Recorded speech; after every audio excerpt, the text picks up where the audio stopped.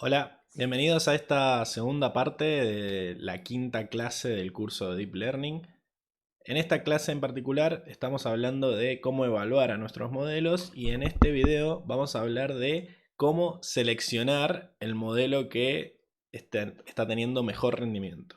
Bien, em, el problema que estábamos teniendo hasta ahora es que tenemos un conjunto de entrenamiento que se utiliza para mejorar los parámetros, disminuyendo la función de pérdida, y un conjunto de testeo que dejamos guardado a un costadito para evaluar el error de generalización, para estimar el error de generalización. Es decir, tener una idea de qué tan bien va a andar nuestro modelo una vez que lo pongamos en producción, una vez que lo expongamos a datos que nunca vio durante el entrenamiento.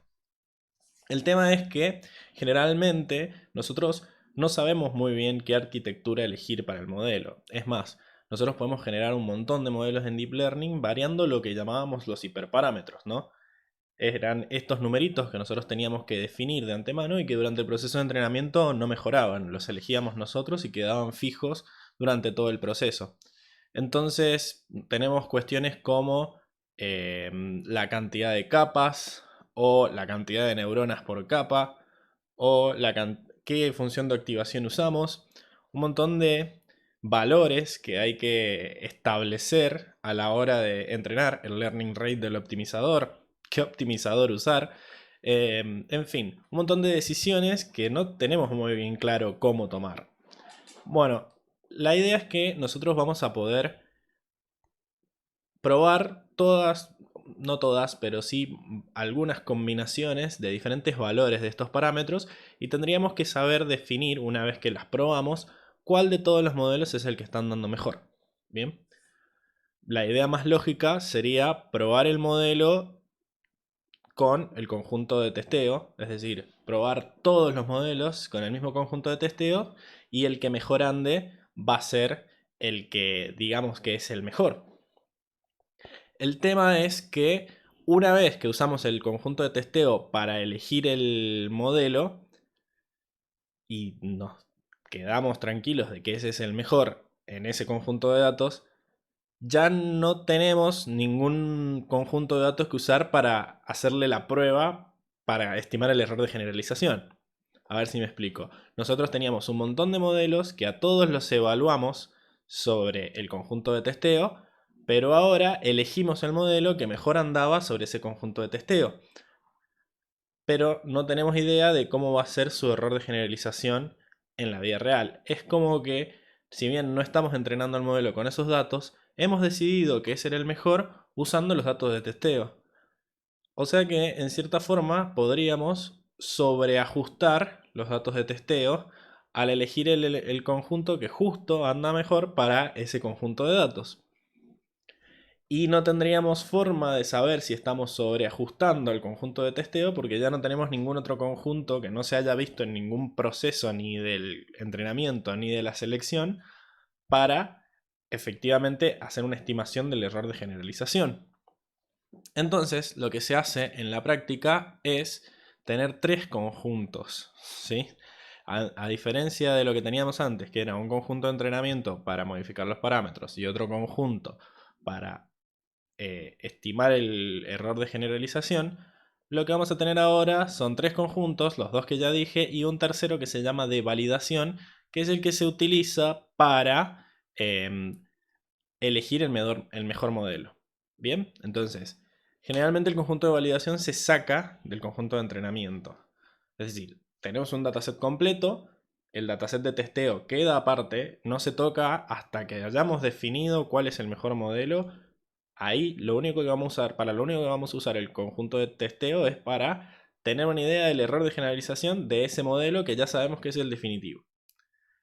Durante el proceso de entrenamiento usamos el conjunto de entrenamiento para optimizar el modelo, para mejorar los parámetros y vamos a usar el conjunto de validación para seleccionar de todos los modelos que lleguemos a probar cuál es el mejor. Bien, sobre un conjunto de validación. Y después, una vez que elegimos el mejor, podemos estimar el error de generalización en la realidad usando el conjunto de testeo. Bien, si no quedó claro, se puede usar como analogía lo que hace Kaggle para resolver cuál es el mejor modelo dentro de sus concursos. Kaggle es una plataforma que en el principio de su historia solo ofrecía concursos de ciencia de datos. Es decir, uno podía subir un dataset separado en conjunto de entrenamiento y conjunto de testeo. El conjunto de entrenamiento era público para todos los que quisieran participar del concurso y el conjunto de testeo se quedaba secreto, como dice ahí, top secret, porque era lo que se iba a usar para definir al ganador, ¿sí? Entonces, el conjunto de testeo quedaba secreto, solo lo conocía el organizador del concurso y todos los concursantes podían bajarse un conjunto de entrenamiento para poder entrenar sus modelos, ¿no? El tema es que los participantes podían generar muchos modelos con esos datos y tenían que eventualmente elegir cuál era el que iban a usar para presentar al concurso, ¿no? ¿Y cómo hacían eso? Bueno, iban a tener que partir al conjunto de entrenamiento en un conjunto que sea efectivamente de entrenamiento y uno de validación. Y usar ese conjunto de validación para elegir dentro de los modelos que tenía él como creador del modelo, como concursante, cuál de todos esos será el mejor. Bien. Entonces, una vez que el concursante elegía el mejor, subía un conjunto de... O sea, ellos tenían el conjunto de testeo, las etiquetas eran secretas, pero las features eran públicas. Entonces, vos lo que tenías que hacer para participar del concurso, que todavía lo puedes hacer porque todavía existen estas competencias, es que una vez que tu modelo ya estaba entrenado y que ya habías elegido el mejor mediante el conjunto de validación, pasabas las features del conjunto de testeo a través del modelo elegido y las salidas las subías a Kaggle. Entonces, lo que hacía Kaggle para elegir el mejor modelo, el modelo ganador de entre todos los participantes, era comparar las predicciones hechas sobre las features de testeo con las etiquetas de testeo que ellos tenían secretos. Entonces ahí elegían el mejor y ganaba el que tuviera el puntaje más alto sobre el conjunto de testeo. Entonces, acá queda muy claro que el conjunto de validación es una parte del conjunto de entrenamiento que se utiliza para elegir el mejor modelo en el caso de que hayamos entrenado más de un modelo. En el caso de que no tengamos que hacer ninguna elección porque solo vamos a entrenar un modelo, no tiene sentido tener un conjunto de validación, simplemente entrenás y te fijas que también anda usando el conjunto de testeo. Bien, pero en la práctica uno quiere probar entre diferentes combinaciones de hiperparámetros, así que el conjunto de validación va a ser muy importante. Pero bien, hay veces en que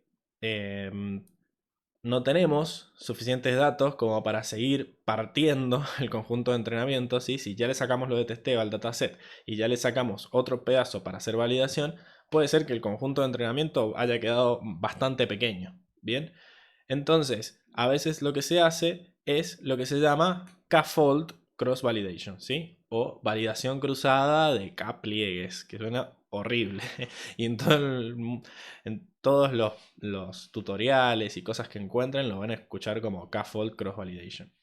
Básicamente, lo que dice el cross validation es, ya que no tenés los suficientes datos como para agarrar un conjunto de validación o no querés sobreajustar tu modelo al conjunto de validación, lo que te proponemos es que separes a tu dataset en K pliegues o K folds, que van a ser, por ejemplo, en este dibujito que tenemos acá, son 5 folds, ¿bien? Y lo que vamos a hacer es que vamos a usar vamos a entrenar nuestro modelo 5 veces, usando cada uno de los folds como conjunto de validación en cada uno de esos entrenamientos. ¿Sí? Como el conjunto de validación es distinto y el conjunto de entrenamiento es distinto, en cada uno de los 5 folds vamos a generar un modelo distinto. Era lo que hablábamos la clase pasada con la varianza. ¿Sí?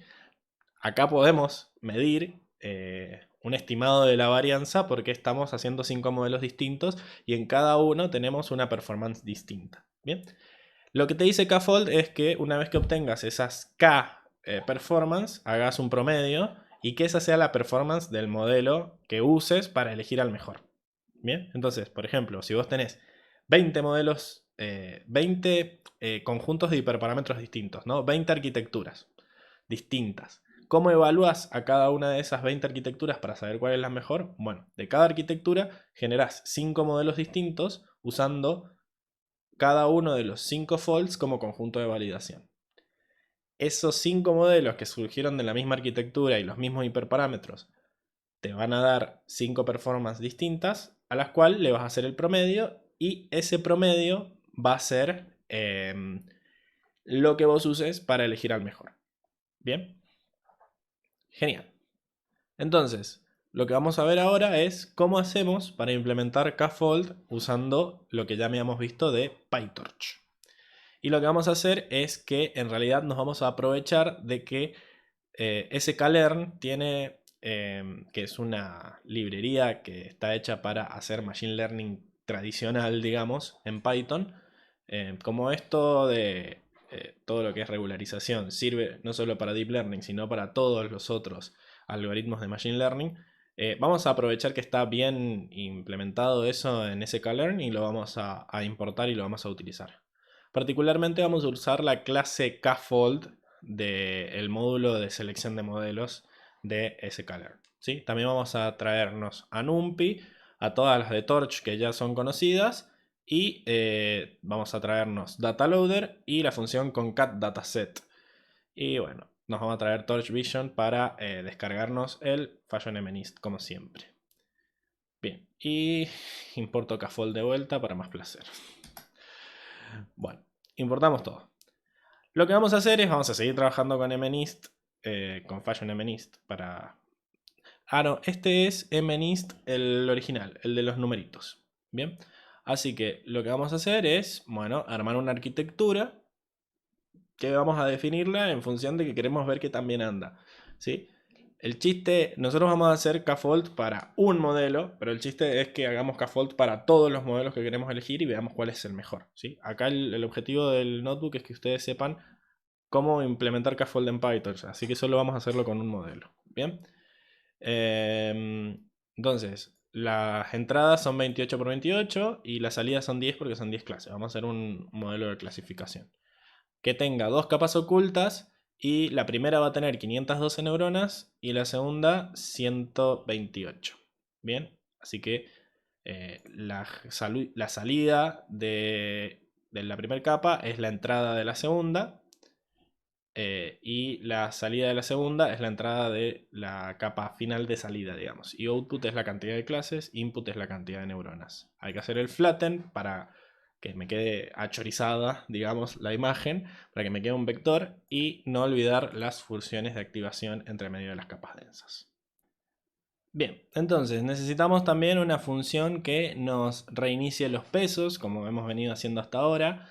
Y acá es sobre todo muy importante porque cada fold, digamos, de esos K que elijamos, tenemos que entrenarlo por separado. Entonces la misma red vamos a entrenarla con un fold, reiniciarla, entrenarla con el siguiente, reiniciarla y así. Entonces vamos a resetear los pesos con una función muy parecida a la que hemos venido usando hasta ahora. Después vamos a modificar un poco los pipelines para que quede más prolijo. Tenemos digamos, la parte de que entrena la época, ¿sí? Que va a recibir fold, que va a ser el ID del fold, del 0 hasta K, menos 1. ¿Sí? El modelo que se va a entrenar. Device, como esto se ejecuta tantas veces, nos va a convenir ejecutarlo en GPU. Y como nosotros ya vimos la clase pasada, hay que pasarle un device a los tensores para que sepan dónde guardarse, ¿sí?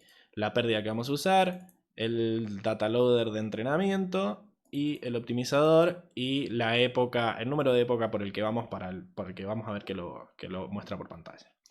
Bien, entonces, fíjense que el train loader va a sacar las X como data, o sea, las features como data y las etiquetas como target. Y además, como está haciendo un enumerate, me va a tirar el ID del lote.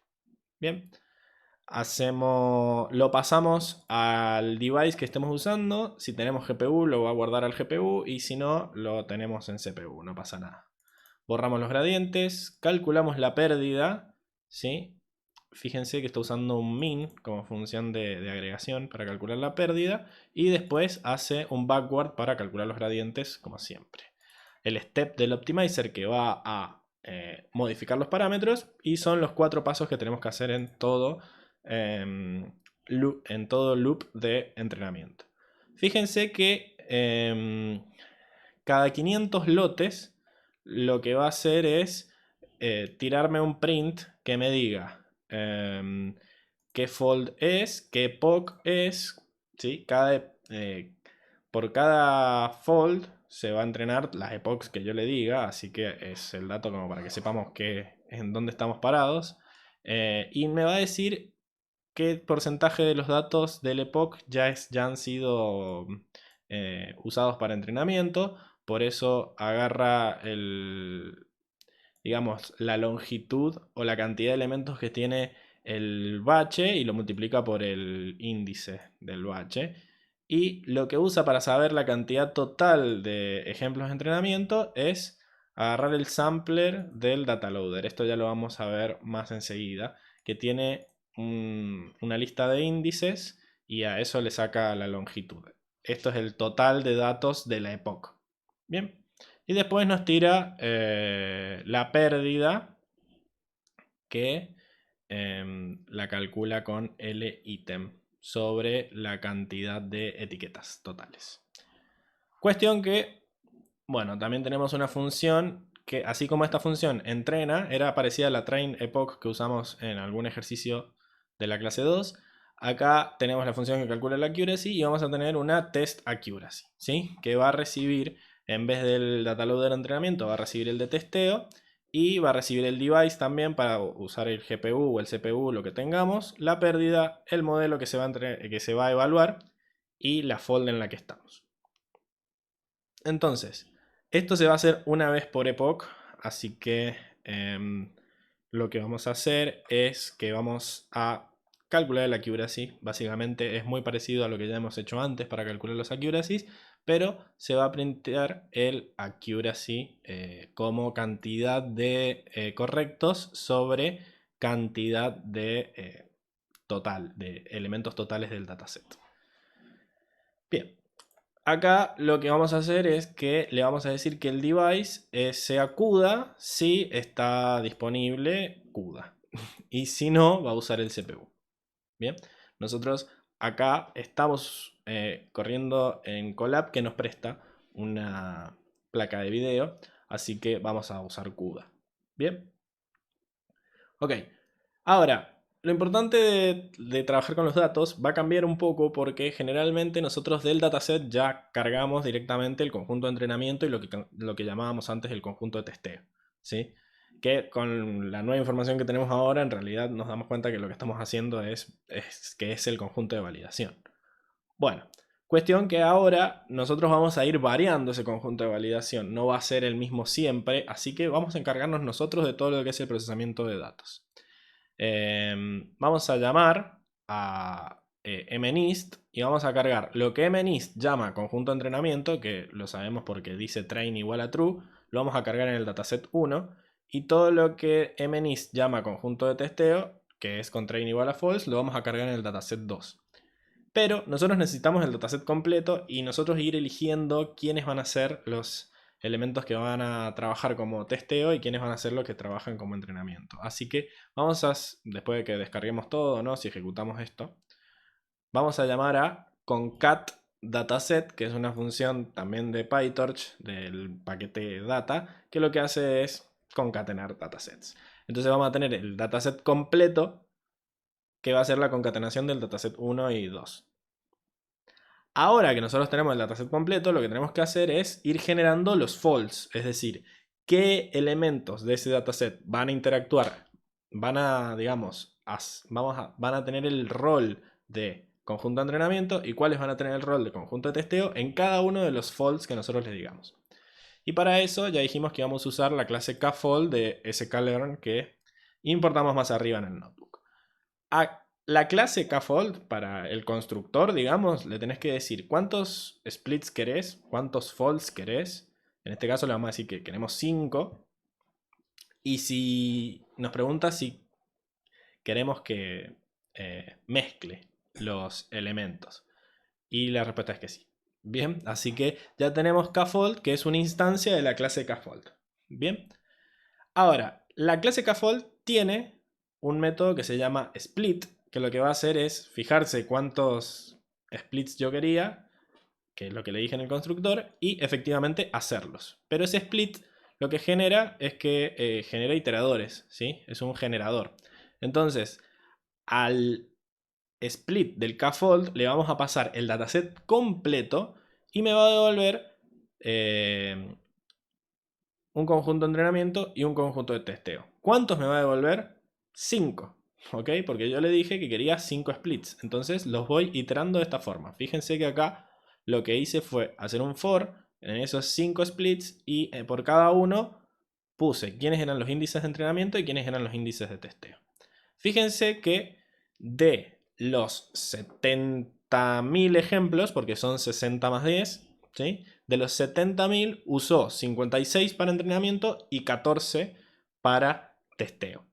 ¿Cómo hizo esa separación? Básicamente porque yo le dije que quería 5 splits. Si le hubiera dicho que quería 10, lo que hubiera hecho es al 70.000 dividirlo por 10 y eso usarlo de validación. Acá lo dividió por 5 porque le pedí que solo hubiera 5 splits. Bien, así que fíjense que en cada uno de los folds, que serían estos 5 pares, ¿no? Son distintos los índices. Fíjense, por ejemplo, que el 0, que es el primer elemento del dataset, está en los primeros 3 folds en el conjunto de entrenamiento, en el cuarto está en el conjunto de testeo y en el quinto vuelve a estar en el de entrenamiento. O sea que ese justo tiene 4 y 1. Bien. El 1 en el primero es en el que está de testeo y en todos los otros está como parte del entrenamiento. Y lo mismo podemos ir viendo en cada uno. El chiste es que siempre va a agarrar un 20% en este caso y lo va a agarrar como validación y ese va a ir variando. Va a ser 5 combinaciones distintas. Estos son los índices de los elementos que vamos a tener que usar en cada fold como entrenamiento y testeo. En este caso, entrenamiento y validación. Bien. El chiste es que esta kfold solo me da los índices como listas, ¿sí? Y nosotros tenemos que de alguna forma incorporarlo en lo que conocemos de PyTorch, que son los datasets y los data loaders. Bien. Y bueno, lo vamos a hacer, efectivamente. Fíjense, acá vamos a pasar la red que habíamos creado más arriba, la vamos a pasar a CUDA. Acuérdense que hay que pasar tanto la red como los datos si queremos que se entrene en la placa de video porque tienen que estar en el mismo dispositivo. Le reseteamos los pesos, definimos la pérdida como cross entropy porque vamos a hacer clasificación y el optimizador va a ser ADA delta. Bien. Es otro optimizador que no habíamos usado hasta ahora para que sepan que también existe y ya la clase que viene, la sexta y última clase del curso, vamos a aprender la diferencia entre los diferentes optimizadores y por qué hay tantos. Si no era fácil el gradiente descendiente, bueno, se le pueden hacer pequeños arreglos. Cuestión que, bueno, decimos, en este entrenamiento vamos a trabajar con 32 de lote, 32 de tamaño de lote. Vamos a trabajar con 5 folds y cada modelo que generemos lo vamos a entrenar 5 veces. ¿Sí? O sea, 5 épocas, 5 pasadas completas al dataset y cada pasada completa al dataset lo vamos a hacer con 5 folds distintos. Entonces, vamos a iterar sobre los folds que me genere la clase kfold. Bien. Me va a tirar, como estamos enumerando eso, como hicimos arriba, me va a tirar en fold, vamos a guardar el índice, que va a ser de 0 a 4, porque le dije que quería 5 folds, y me va a tirar los índices de entrenamiento para ese fold y los índices de testeo para ese fold. Es lo que hicimos arriba, ¿no? Es como que en la primera iteración me va a devolver estos. Esto como entrenamiento, estos 56.000 como entrenamiento y estos 14.000 como testeo. En el siguiente me va a devolver estos 56.000 para entrenamiento y estos 14.000 para testeo y así. Ahora, Yo lo que tengo que hacer con ese train IDX y test IDX, que son simples listas de índices, tengo que generar una clase subset random sampler, que es lo que me provee la clase, el paquete data de Torch para trabajar con índices dentro de los data loaders. Bien, entonces nosotros eventualmente vamos a tener que crear un data loader, pero a diferencia de antes que creábamos un data loader con el dataset de entrenamiento y otro con el dataset de testeo, ahora vamos a crear dos data loaders con el dataset completo. Fíjense que tanto al train loader como al test loader le hemos pasado el dataset completo, las 70.000 instancias, pero vamos a pasarle un sampler que era un atributo, un parámetro que recibía el constructor de los data loaders que hasta ahora no habíamos usado, que tiene que ser de clase subset random sampler sí o sí, por eso los estamos creando arriba. Y básicamente lo que tiene el subset random sampler es una lista de índices que van a ser los elementos que efectivamente formen parte del data loader del dataset que le pasamos arriba. Es decir, le pasamos los 70.000 elementos del dataset, todo el dataset completo, y después le pasamos una lista de 56.000 elementos, 56.000 índices que van a ser los elementos que vamos a usar de verdad en ese data loader. Bien. Y para el de testeo hacemos lo mismo, le pasamos los 70.000 elementos, pero le pasamos cuáles son los 14.000 índices que vamos a tener que usar en ese fold para validación. Y esto en cada iteración va a ir cambiando el train IDX y el test IDX que me larga el split del kfold. Y en cada iteración vamos a ir creando el random sampler y creando el data loader con ese random sampler. Espero que se haya entendido, ¿sí? Cuestión que en cada fold hay que resetear los pesos para que me genere 5 modelos distintos y no que el segundo fold empiece a entrenar desde donde se quedó el primero. Así que hay que borrar los parámetros en cada fold. Y después vamos a llamar a las funciones que hicimos arriba tantas veces como me diga la epoch, ¿no? Entonces, vamos a llamar al entrenamiento con todos los parámetros que me dijo que necesitaba. Fíjense que al entrenamiento le pasamos solo el train. Y el accuracy lo vamos a hacer solo sobre el dataset de validación. Y esa accuracy de validación va a ser la métrica final que yo use para tener para cada fold. Bien. Bueno, cuestión que vamos a ejecutar esto. No lo voy a ejecutar en vivo, así como no he estado ejecutando nada en el notebook porque tarda bastante, ¿sí? O sea, fíjense que vamos a entrenar un modelo 5 veces. Entonces, tarda bastante.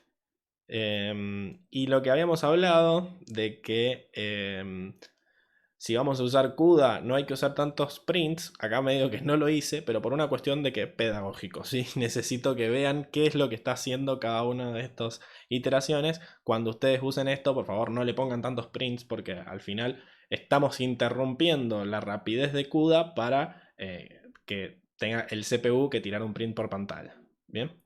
Cuestión, que lo que me tira es, vamos a arrancar con la fold 0, que es esta primer separación de entrenamiento y testeo que hizo. Como está ejecutando por lotes, en cada epoch, bueno, vamos a ir tirando cada 500 lotes, mostrábamos un print, ¿no? Y vemos cómo la pérdida efectivamente va bajando, ¿sí? Y baja bastante rápido, ya como que en el primer epoch ya está el modelo casi entrenado, porque son batches muy chiquitos, entonces se actualiza muchas veces por epoch. Fíjense que la accuracy ya después de la primera epoch es del 97% en el conjunto de validación. Así que la verdad que el resto de las epochs está como medio al pedo. Se mejora un poquito, 98%, fíjense.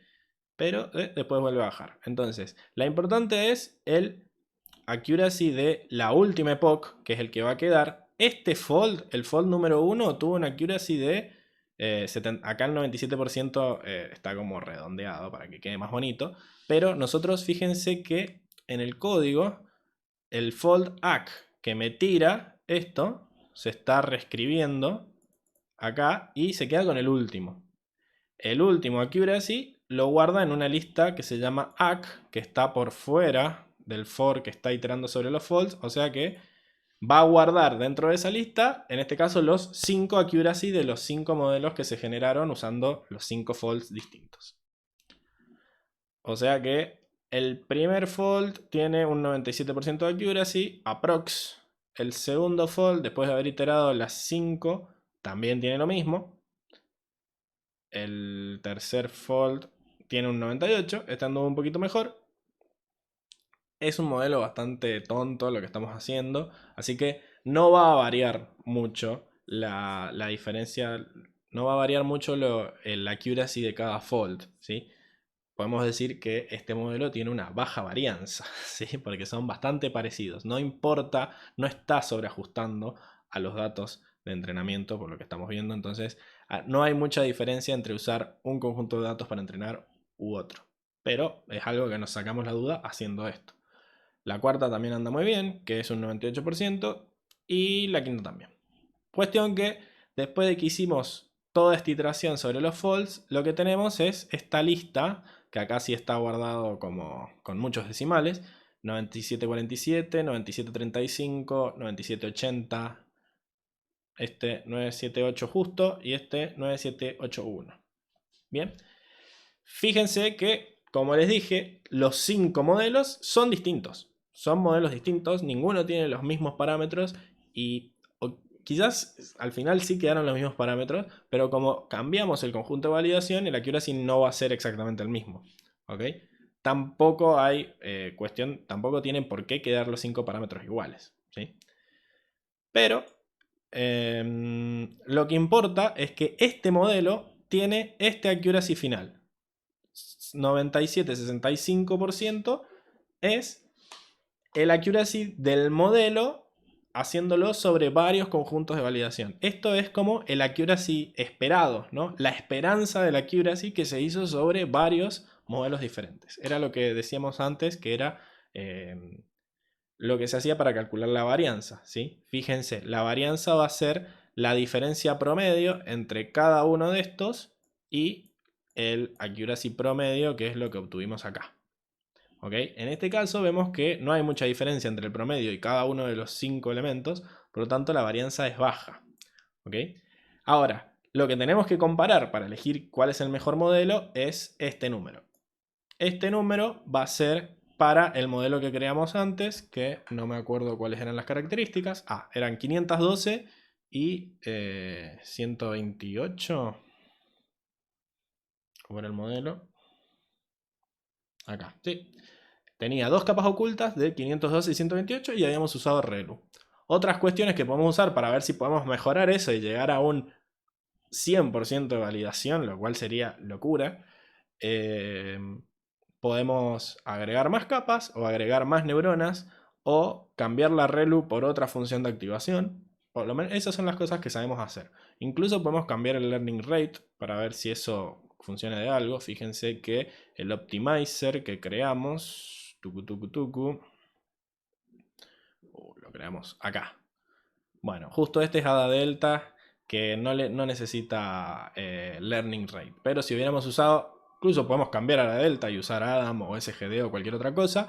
Y la cuestión es que estaríamos en condiciones de ver efectivamente cuál de todas las combinaciones que probamos es la mejor, porque hicimos todas las combinaciones posibles, o en realidad no todas las posibles, pero las que nos fue suficiente a nosotros.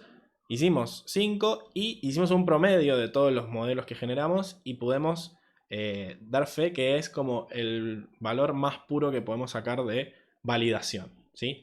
Al cambiar los conjuntos de validación, el resultado se mantuvo más o menos en ese. Entonces, el mejor modelo sería el que obtuvo una mejor accuracy de validación promedio entre todos los que probemos. Bien, espero que haya quedado claro. Y en la próxima clase vamos a hablar de los métodos que tenemos para evitar el overfitting, que también van a introducir hiperparámetros nuevos que podemos elegir con conjuntos de validación. Abrazo.